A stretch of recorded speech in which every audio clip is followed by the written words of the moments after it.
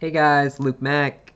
What's up? So yeah, this is my first real video on this channel other than the one I posted kind of as a test video. That was me at Yawkey Way for game one of the Red Sox Dodgers World Series, which the Red Sox ended up winning that game. I mean, it's probably because I was there, but no biggie. Anyway, we all know how that series went now. Um, if not, I'm sure you can find it. Just go down to my channel, you'll find it. Anyway, I'm just kind of gonna, uh, I don't know, talk a little bit about the series itself, maybe a couple other things here for this video. Yeah, so let's dive right in here. So, the World Series, as I'm sure you know, just happened, and it was the Red Sox versus the Dodgers. Overall, I thought it was an amazing series. Both teams honestly had a shot. I mean, the scoreboard at the end of the series doesn't say it really. It has the Sox up 4-1. But there were points in each game, all the way up to even the last game where I thought, this game could really go either way. Um, I mean, like I said, the scoreboard doesn't show it, but it was not as cut and dry as it looks as if you look at the statistics. For example, in game one, the game that I was at Yawkey for, Boston Mass, go Sox, always got to rep New England. Um, so, game one, Bet stole second base, Benintendi knocked a double, ended up bringing Betts in after that big steal. Benintendi ended up scoring. So the Sox were up 2-0 in the first. Now, if you remember, Sale then let up a homer in the second inning, which made it 2-1. And then the Sox didn't score. They went into the third inning. Machado hits a double and knocks in a run. So it was 2-2. It was tied. There were runners on first and second, and then Taylor for the Dodger gets up to bat, strikes out, and it kind of from there, you felt the momentum switch. Then the Sox get up, and Benintendi hits a ball to left field where Taylor was playing. And maybe he let the moment get too much of him. You don't know. It's not like it was off the wall and left, which makes a sense. A lot of fielders have trouble with that at Fenway, but it wasn't lost in the lights. Just Taylor didn't make the play for the ball. If you go back and watch it, Benintendi hits the ball. It's a normal routine fly pop-up to left field, and Taylor just does not catch it. It drops right in front of him. It looks like he's not going for it. He kind of looks relaxed. And it doesn't make sense. Maybe they could have put Muncy in there or Turner or something. I mean, that's another thing I'll get to later on in the video is some of Dave Roberts' management decisions just really left me scratching my head. It just doesn't make sense when you go back and look at it. But anyway, yeah, the Sox end up winning that game. It's game one. They end up winning 8-4.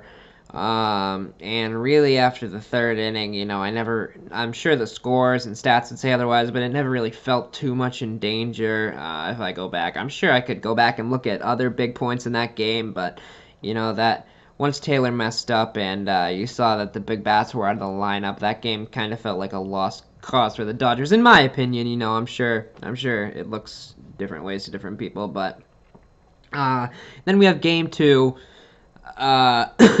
Down at Fenway. David Price, which everyone had huge questions about going into the postseason. I'll also get to that later on in this video.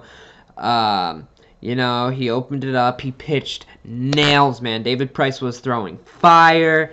You couldn't ask for more out of the guy. All these questions. Oh, he's never won in the postseason. After that Astros game that he pitched. That good bullpen game he pitched.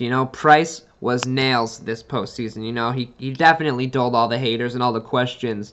David Price, man, everyone here in Boston, you definitely shut the media up, the fans, they get on your back, they're annoying, but they want the best for this team. That's why they're going to push you to the top that you can, man. They're going to try to get every ounce of fight out of you that they can. And you see, when push comes to shove, Price really stepped up, and he did all he could to help this team win.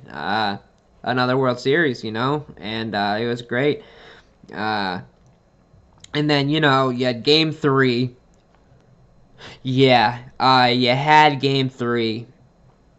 I don't even know where to start for Game 3. I'm going to try to keep it brief because I'm sure everyone, even non-sports fan, have heard of this game and heard of I mean, I'm obviously, as again, a Sox fan, but win or lose, that game was just not right for the sport of baseball, in my opinion, if you look at it, it didn't end until 3:30 in the morning here.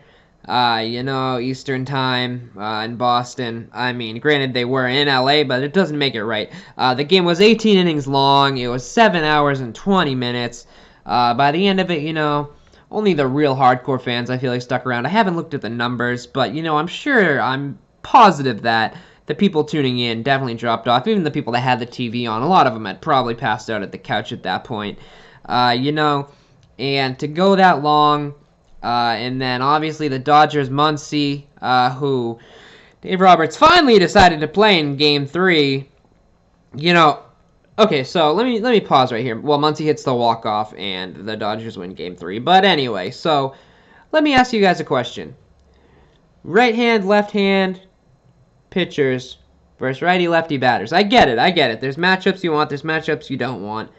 But sometimes you gotta kind of ignore analytics for things that clearly make no sense in your mind. Like Muncy, friggin', like just, I don't even know what to really say here. Like, so Dave Roberts, he sits Muncy. He sits, who's that other guy? The guy with the big red beard that the Dodgers had. He was a good player. I'm sure I'm gonna get hated for this, but I'm sure, his name's slipping my mind right now. I'm sure I'll think of it later on. But basically, the Dodgers sat there, 3 big bats, because they didn't want them to go up, against the Red Sox starter in Game 3. That lefty-righty matchup, and they didn't like it. I'm sorry, until Game 3. So Game 1 and Game 2, I kind of put a lot of that on Roberts because, especially with Muncy hitting the walk-off in Game 3, if you had him present in Game 1 and Game 2 in that situation where Taylor strikes out, if you put Muncy in that situation, maybe that game goes different, I mean, I'm not going to say, obviously, you never know what would happen, what could happen, blah, blah, blah, this is all in the past, everything's done now. But, it's not right to get your team that far and then say, I'm going to bench my 3 best bats. The Red Sox equivalent, it would be like us going into Game 1, Game 2, away from Fenway, mind you, away, and be like, you know what? Yeah, I'm going to sit JD Martinez, I'm going to sit Mookie Betts, and, I'm going to sit, pick your poison, pick another good Red Sox hitter, Benintendi, sure, okay. Literally, your top 3 bats, look at the averages, look at the slugging percentages. Why would you do that if you're the Dodgers? Anyway, alright. So Muncy hits the wall. I'll get back on track. Game 3, 3:30 a.m., 18 innings, 7 hours, 20 minutes long. Muncy finally hits the walk-off home run in the bottom of the 18th inning in LA. Obviously, the crowd goes wild. Well-deserved. Well-thought win. Dodgers. We didn't really want to sweep them anyway. We gave them the gentleman's sweep because, it helps the league a little bit. We don't want to be too OD for this 118 win 108 win Red Sox team. I mean, we're kind of just beastly anyway. Anyway, back on point. So in Game 3, you had a Voldy going, pitching, what was it, 7, 8 innings, something crazy in relief.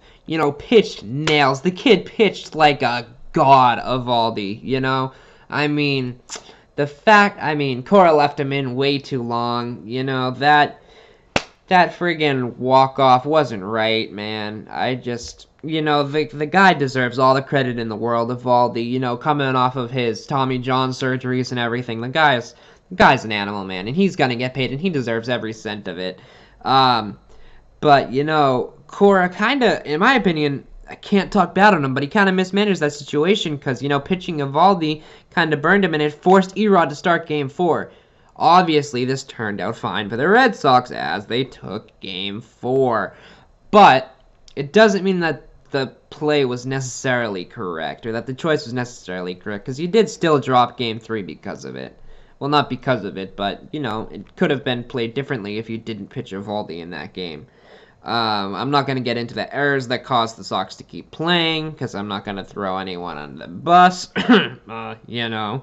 But if this series went a different way, that play, you know, it could have been another Billy Buckner play. I shouldn't say that, you know. I don't want to bring any bad luck, but anyway. So it forces Erod, you know, to start Game 4.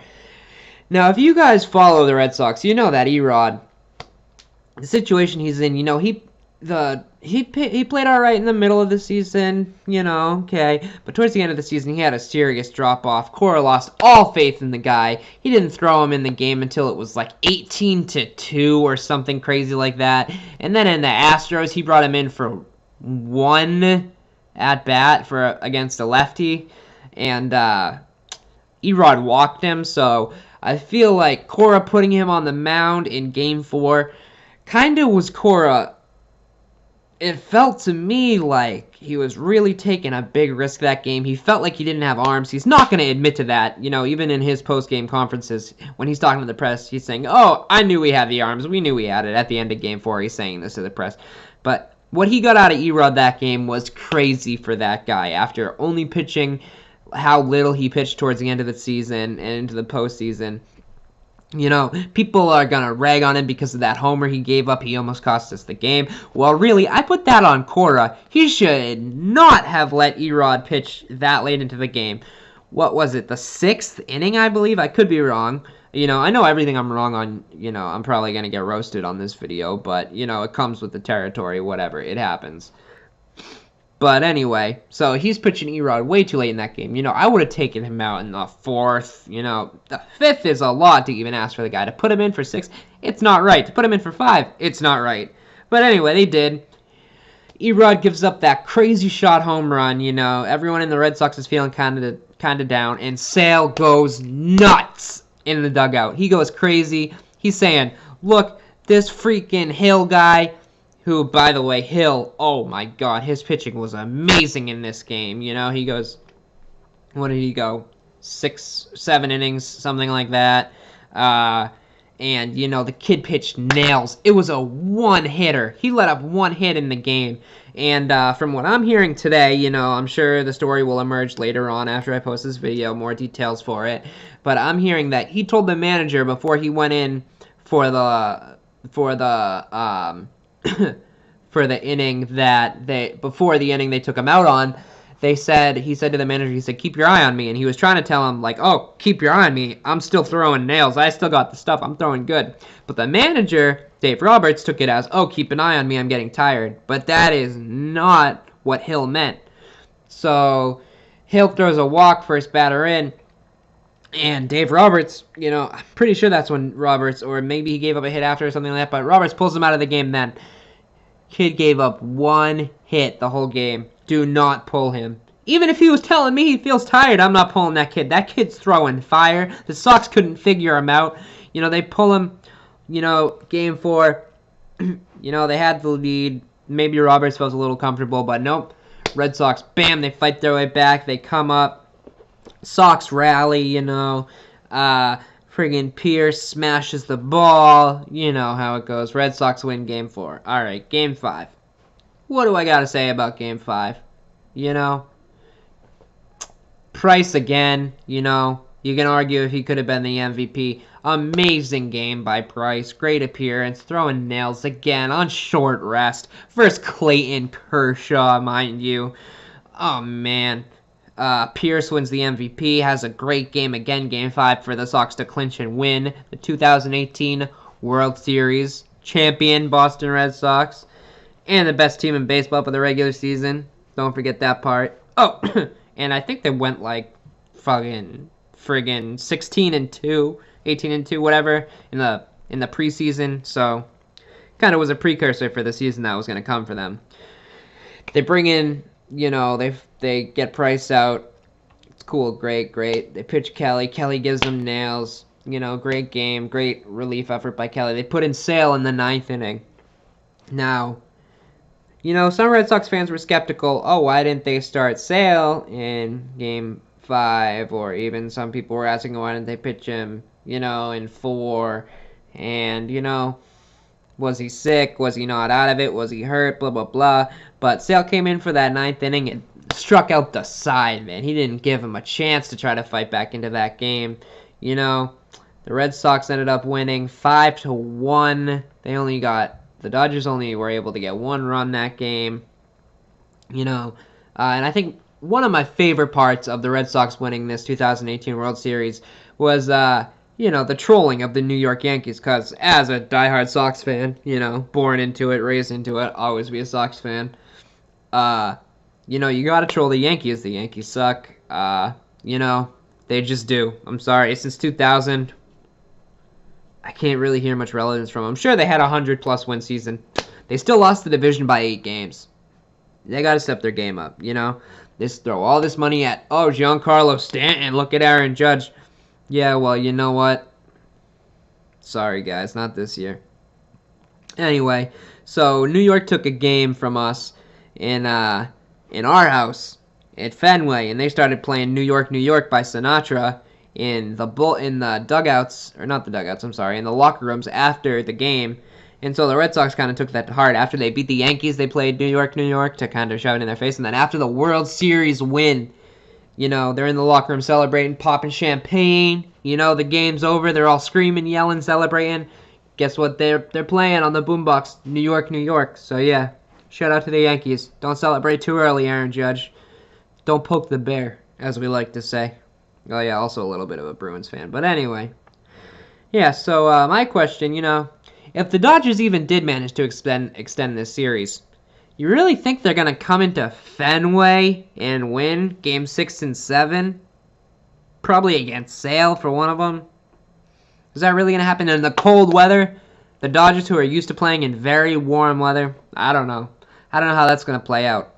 I mean, even with momentum, if they had won those games, I don't know. But, you know, another narrative in this series, you know, you got to go David Price.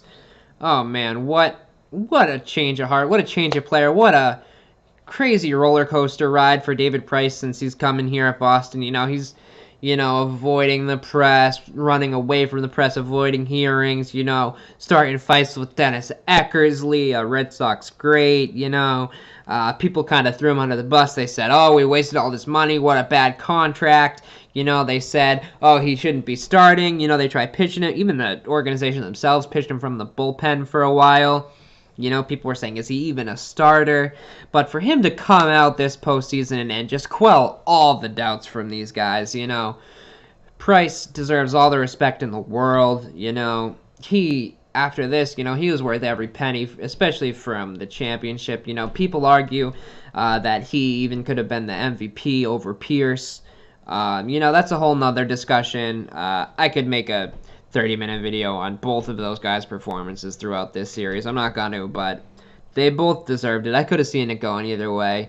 I did guess that Pierce was going to win it before it was announced, and he did end up doing it just based off the offense and the clutch times that he hit those homers. But without Price, this series would have been a completely different story. And, you know, any real fan should tell you that. Price pitched amazing, you know. And not to mention, he pitched almost every night of this series. Games 2, 3, 4, and 5.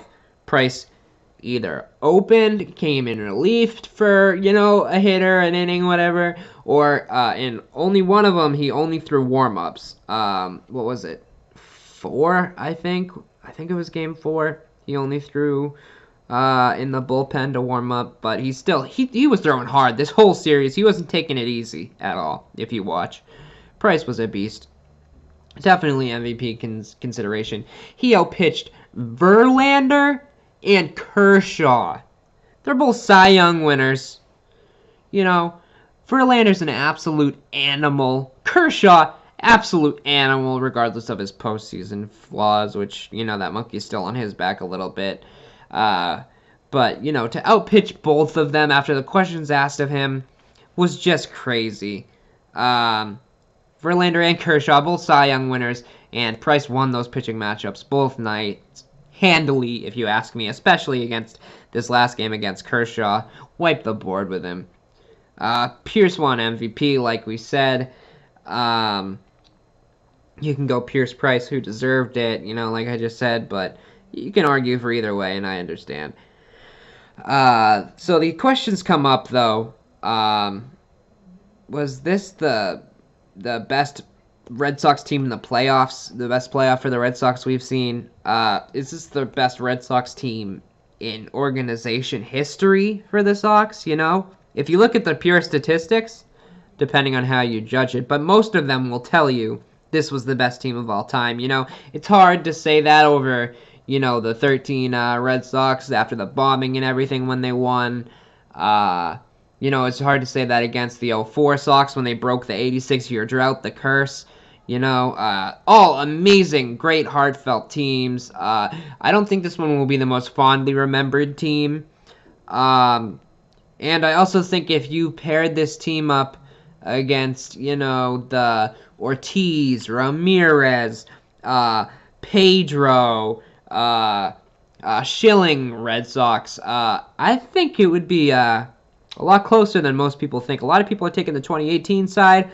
I don't know about it, but overall, this team just dominated the league. And they're up there. If they're not the number one, I'd say they're the number 2 best Red Sox team in history of the organization. People are even putting them in the talks of greatest teams ever. I haven't heard anyone go so bold as to say they are the greatest team to play ever. But they're in there. Definitely top 10, 100%, no questions asked, in the top 10.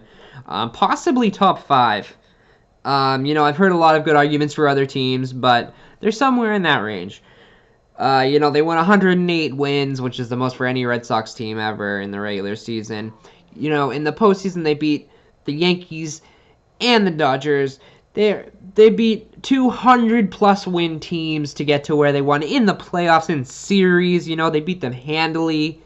Like I said, they beat Kershaw and Verlander, both Cy Young pitchers. Pierce had huge home runs in the last 2 games to blow the games open and win. Pierce just, it's a head scratcher with that kid. He just, I keep going back to him and bouncing around on all these topics, but just the kid, he's played for every team in the AL East, hasn't worked for a bunch of teams, been bouncing around here, bouncing around there, but the kid came through for the Sox, thank God, and they got him and cash compensations for a prospect. They got Steve Pierce and cash for a prospect, the Red Sox did. Yeah, Dombrowski. I think you won that trade. That was a good pickup there, in retrospect. A lot of people kind of gave it slack. A lot of people like the prospect, but I'll take the ring, personally. Anyway, another one. So Alex Cora, he managed this to a T, man. Again, nothing but props and nothing but respects to Alex Cora. When he first stepped in, there was a bunch of questions. He's a first-year manager. We knew he was comfortable with the team because he played for us. But he's a first-year manager, and people were questioning, the decisions he was making early on. But he proved himself pretty quickly when the games got started rolling, and he was knocking off win after win after win after win, especially against, teams like the Orioles, the Yankees, who early on in the season, you didn't know where anyone was really going standings-wise, and he was just beating these teams handily, and for a first-year manager, he made it look easy. During the Astros and the Dodgers series, he was putting in pinch hitters that, almost no manager would think to put in, mismatches, and just, his analytics guys had his back, his organization had his back. You could tell they stand behind Cora all the way. It's his baseball intellect is just off the charts, man, because he's calling in these pinch hitters, and they're just cranking out home runs in clutch spots in late innings, and you don't just do that, I mean, obviously, if you think a guy's not going to hit well, you'll put in a pinch for him, but it's not situations like that. Cora's looking at these matchups and saying, this guy's going to crank one here, and he puts him in, and he does it. The Sox perform for him, they believe in him, and it worked out clearly, 2018 World Series champions, I mean, he wasn't mistakeless, don't get me wrong. I could sit here and poke holes in what he's done. Like I said, I really thought that this series, it really could have gone either way, especially around Game 4, in the beginning innings of Game 4. This could have went back, LA. This could have been coming back to Boston to fight for it. But it was a great series. Overall, I'm not gonna keep you guys around too much longer. This is my first real video for this channel. Hopefully, I'll make a synopsis soon of the direction I plan to take this channel, just so you, the viewers, know. I don't plan to make money from this channel. This is more of a passion project for me. But anything I do end up making, any donations, anything like that, the proceeds from this channel, I plan to take 1/3 of anything earned from this YouTube channel and donate it to a charity. I have not quite decided on a charity yet. I'll probably stick with one to donate to. I might switch it up here and there, but I have a few in mind. I'm narrowing it down. And I just think, there's so many great causes out there that people need to give to, and so many people are just not grateful for what's given to them and what's provided through, this platform or any other. And, I really want to just pay it forward. I'm starting this channel from scratch. Everything you see, any kind of content I create, it's all done on my time, out of my pocket, my editing, my equipment, everything, which isn't cheap. And again, I don't mind. Like I said, this is something I enjoy doing. But, so I'll get everything together. I don't want to be one of those guys like, oh, like, subscribe, click, donate, blah, blah, blah. But unfortunately, I kind of am gonna be, because part of what I'm fighting for will be to get as much as I can to donate that third to a great cause. So yeah, guys, like I said, don't want to be that guy, but if you like what you see, smash the like button, hit the subscribe button. I'll be putting out content as much as I can, and pretty soon I'll get some kind of Patreon, Venmo kind of deal going for anyone who wants to contribute. Please do not feel pressured at all, obviously. But yeah, so thanks for tuning in. It's Luke Mack, and have a good day, guys. Go Sox!